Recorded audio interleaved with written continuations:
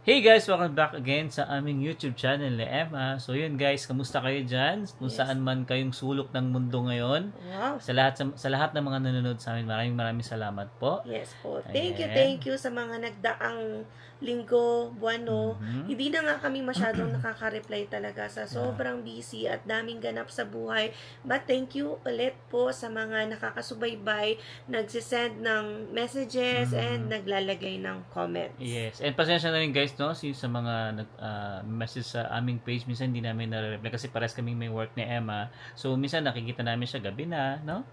Yes. Ayan. So anyway, ngayon nga bago kami matulog, nagkukwentuhan kami ni Alvin. Naisip nga namin i-share yung mga kaganapan sa mga ini-invite ngayon ng Canada for permanent residency. Siyempre, bilang yung mga temporary residents dito sa Canada na gusto magstay, lalo na kung kasama sa yung mga kapamilya, mga anak, siyempre, gusto mo ma-invite ka later on ng Canada. So, ang tinatawag nila yung invitation na to na ITA. So, invitation to apply. Okay. So, yun nga, no, recently lang, sobrang dami, libo-libo ang pinapamigay na ITA or invitation to apply ng Canada.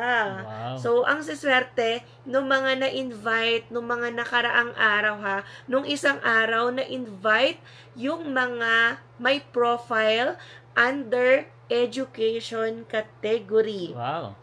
And guess what? Napakababa or mas mababa kumpara sa ine-expect nating plus 500 na score. So, ang score dito sa education category ay nasa 462. Wow. 462 lang. Ibig sabihin kasi, yung pinagpilian ng Canada, like for that specific draw, ay nandun lang sa education category. Ibig sabihin, nabawasan ang kanilang mga kakompetensya. Yes. Hindi nakasama yung lahat-lahat ng aspects or category ng mga jobs na makikita ninyo. So, focus lang sa education yon and nag-release sila ng 2,500 ITAs. Wow, ang dami niyan ha, matutusin. So, isa ba kayo sa naka-receive ng ITA nung isang araw under education category? Please comment nga guys sa baba para at least alam natin kung sino-sino yung and ma-congratulate namin kayo.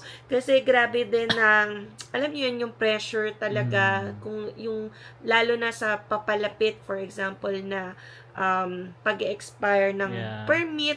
So, marami nagpipray na sana ma-draw na, na sana mag-draw naman si Canada under education category. And ito na nga, ang dami nga natin friends na nasa education category.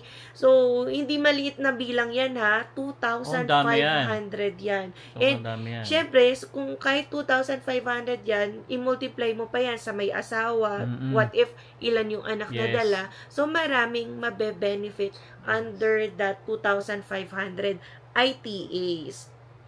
So, ano ba yung mga jobs yan na nandito nagpo-fall sa education category? Kasi minsan, yan magtataka ka or mag-goal ka, paano ba mag-fall sa education category? Gusto ko rin dyan. Magandang tanong yan. Yan para next draw ay mapasama na ako.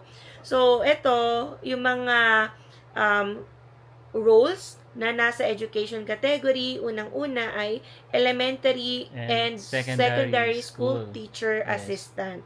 So, pangalawa, instructor of person with disabilities. Ayan. So, kung nandyan yung job position mo or role, yan, pwede kang ma-invite under education category. And dito naman, ito yung pinakamarami. Yes, madami yan dito. Early childhood educators and assistants. So, NOC 42202 yan. Or so, tier 2. Kung yung score nyo ay nasa 462 and above, and meron ka ng profile sa iyong yan, CRS, yung express entry, yan, congratulations na agad. I think na napasama ka sa mga in-invite. And then, next one, elementary school and kindergarten teachers, and finally, secondary school teachers. So, yan yung mga teachers dyan, tsaka early childhood educator, yung mga nasa daycare, yung mga nagbabantay din sa atin at nag-aalaga sa ating mga anak. Yan, kasama sila. Yeah. So, congrats kasi ito talaga yung field na to, ang dami naming kakilala. Yeah. Yan na, nandito sa field na to, maybe later on yan, lalo na pagka-graduate nila, hopefully, no, kasi marami na namang pagbabago na pwedeng mangyari, but hopefully, yung category under education will stay, kasi ang dami naman talagang kailangan na educators dito sa Canada. Yes. Yung saan na lang guys, yung sa daycare na lang, ang dami talaga. Kunyari, graduate ka ng ECE, ang dami mong pwedeng applyan. Sobrang bilis lang makatanggap. Yes, so meron din kaming kakilala na pagka-apply pa lang, kinabukasan, may tawag at inaantay na kung kailan siya magi-start. So, kumpara sa ibang klaseng jobs or ibang job positions, medyo pahirapan. Pero sa amin sa kwento sa amin, mabilis yung hiring dito sa education category. Lalo na sa early childhood educator. So, congrats again, guys. So, yun yung mga na-invite yesterday or nung isang araw pala. So, under education category. And then, kanina, yan, another category-based draw na naman ang nangyari. Mukhang, baby mukhang paganda ng paganda ngayon Parang bumabawi ang Canada ngayon. So, ito, first time siya, Drino, for this year. Kasi yung education category, pangalawang beses na siya na-draw. Okay. So, ibig sabihin nga, mas dumadami yung nagkakaroon ng pag-asa kasi dumadami yung chance na pag-invite sa kanila. Yes. Dito naman, kanina, ito na nga finally, ang dami ko na rin nakikitang when is the trade occupation draw. Yan, kanina na nga po, nagkaroon na ng trade occupation draw. So, targeted naman yung mga nasa trades. Kaya lang guys, ito kumpara sa education category draw, diba, 462 lang yung cut-off. Dito, medyo mataas. So, parang ang taas ng kompetisyon. So, ang CRS score na dapat meron ka para ma-invite ka or masendan ka ng ITA ay nasa 505. Guys, no? Ang taas nun. Ilang, may 40 points din ang agwat niyan sa so dapat, kunwari, kung cook ka or carpenter ka, dapat nagtapos ka ba ng masters or super bata mo. Ayan, kasi ang taas guys ng 505. Kasi honestly din, hindi kahit namin ma-reach to. Hindi namin maabot yung number na yan. Yan, napakataas guys. Kaya hirap yung ibang mga tao, lalo na kung nasa end ka na ng 30s, yan, magpo-40s ka na, pababa kasi yung points. Dito kasi guys, habang tumatanda tayo, lumiliit yung points. Especially ako. Dinamay mo pa sila. Nahila ko yung points namin. Ayan. So, congratulations pa rin sa mga na-invite under trade occupations kanina. Yes. And, kanina lang talaga yan. Inisyuhan ng invitations ay nasa 1,250. Nice. So, tingnan nyo naman, di ba, kung i-add nyo, at least gumagalaw na yung baso, marami na rin na-invite at nakakatulong na rin yan. Somehow, makapababa sa kompetisyon, makapababa ng scores. Diba? Kung i-add mo yan, baby, dun sa kaninang binanggit natin na 2,500 plus 1,250, so nasa 3,750 na sila. Wow, ang galing mag-math. So, syempre, diba? Parang, so mas malaki, mas marami na yung na-invite yan along the way. Yes. And yun nga, idagdag ko na lang, nagdagdag pa nga ng allocation sa mga mai-invite dito sa Alberta So, mas marami pa yung pwede mabigyan ng nomination pala, isingit ko lang. So, ibig sabihin, nagre-recalculate yung federal government, pati na rin yung provincial level sa mga i-issuehan nila ng nomination. So, good news yun kasi nagkakaroon ng mas maraming tao na yung mga chance na ma-invite for permanent residency. So, yun. So ngayon, tatanungin, ano ba yung mga occupations na under trade. Yan ang magandang yan ang magandang kahit pa paano makakabigay tayo ng example para at least magkaroon sila ng idea. Kasi ito kapag common kasi yung work mo, mapapaisip ka, doon na lang kaya ako sa category based para mas bawas yung mga kalaban ko. Kasi kapag kalaban mo lahat, ay pataasan talaga ng score. Nasa 540, 530 na yung scores na dapat mong i-meet. So, sa mga trades category, medyo marami to. Oo. So, isa-isahin natin. At least magkaroon kayo ng idea. So, contractors. Oh my God. Yan. DPWH contractor? Dapat nag-contractor na tayo. Hindi. So, dapat ang no-code mo, 82021, contractors and supervisors sa oil and gas, drilling and services. Then, pangalawa guys, yung floor covering installer. Yan. And then, ito, yan no, painters and decorators. Yan, kung nasa 505 ang scores mo and above, ayan, and painter ka, yan, big chance na naka-receive ka ng ITA kanina. Ito, roofers. Yan. Yun, yung mga gumagawa ng mga bubong-bubong natin. Yan. Yan, concrete finishers, other technical trades and related occupations, water well drillers, ito. Electrical mechanics. Yan, and then heating, refrigeration, and air conditioning mechanics, parang HVAC to, no? Oo, pwede. And then Itong heavy duty equipment na to guys, dati nung bago pa lang kami dito sa Canada, kami ni Emma, nagre-research kasi nga guys, nagpo-forklift ako. So sabi ko, hindi pa siya So yun guys, no, pag forklift ka, hindi siya consider as kasi iba pa yung heavy equipment, yung panggawa na ng kalsada yun. Yes. Yung parang yung forklift sa mga warehouse. Yes. Parang ang category yung material handler, yung iba pa yun. Yeah. And tier 4. So, bricklayers, cabinet makers, carpenters. Yan. Ayan. So, gas fitters, plumbers, industrial electricians. Yeah, electricians. Yan, pwede rin. Welder. Yan. Okay din yan. Sheet metal workers. And then, machinists and tooling inspectors. Construction managers. Ito na naman, parang pag umalis sila sa Pilipinas, dito ba yung pag-asa nila? Mga contractors, yan. Joke lang. So, and then yan nga, construction managers, NOC 70010.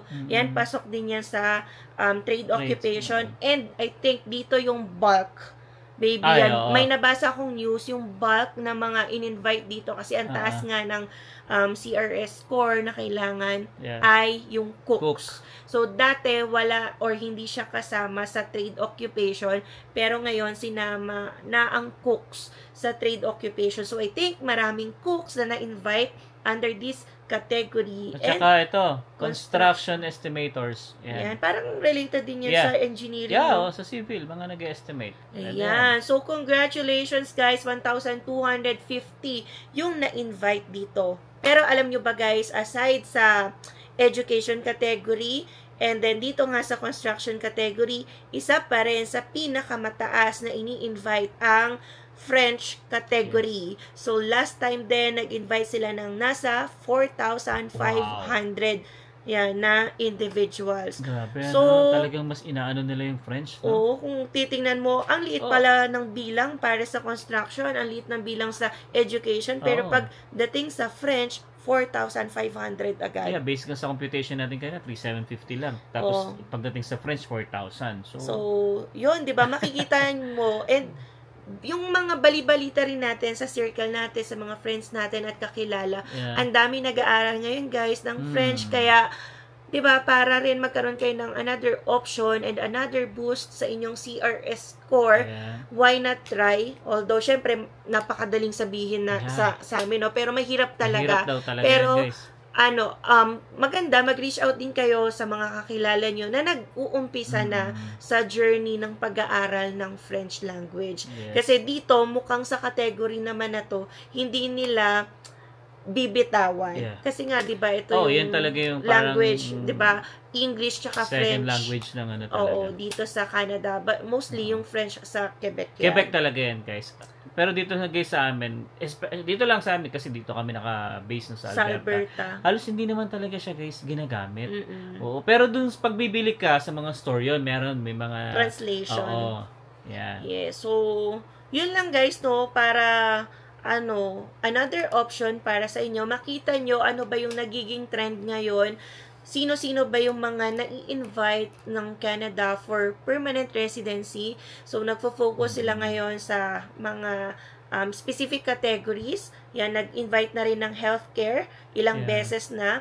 And then, yung STEM, yan, I think abangan din natin yung STEM category. So, education, 2 beses na. And then, ngayon, first draw for this year yung trade occupations. Mukhang bumabawi-bawi ang Canada ngayon, ha? Sana guys, no? Sana nga. Tuloy-tuloy yan kasi nga may allocation for this year. Yes. So, mag-abang-abang pa rin tayo. Marami pa rin silang slots na ipapamigay. Although yung slots na yon ay bawas na kumpara sa mga nakaraang taon. Yeah, i-post na lang din namin siguro guys yung mga listing dito ng mga yung news, yan, para rin makita nyo. Para makita nyo. Yan, sa pagre-research nyo kasi nga tayo naman dito talaga sa Canada, we do our own research yan para hindi tayo maligaw at alam natin yung tatahakin nating mga pathways. Yan. Yeah. So, napakagandang news yan, guys. No? So, isipin nyo, 3,750 na. Yan, yung mga na-issuehan ng invitation. Iba pa, yung mga na-issuehan ng nomination. Yes. So, may mga kakilala rin kami or kakilala na recently din pala nabigyan ng nomination dito sa Alberta. So, congratulations inyo, guys. So, I think iba-iba naman yung process kapag provincial nomination, meron din siyang side ng express entry, meron din siyang side na non-express entry, pero at least golden ticket na rin yan guys, yung nomination, whether non-express entry yan or express entry, yan, blessing pa rin yan kay Lord. At least yung ating documents is gumagalaw, di ba? Kaysa yung mahirap yung parang tipong hindi mo pa alam kung ano yung mangyayari, ano yung gagawin mo. So at least kung na-nominate ka na, may malaki na yung chance, di ba? Yes. So, congrats again guys sa mga nakatanggap ng Golden ITA. So, ang next niyan is to gather na lahat ng documents ninyo. Yan, para kapag nag-apply na kayo ng PR, ay submit na lang din.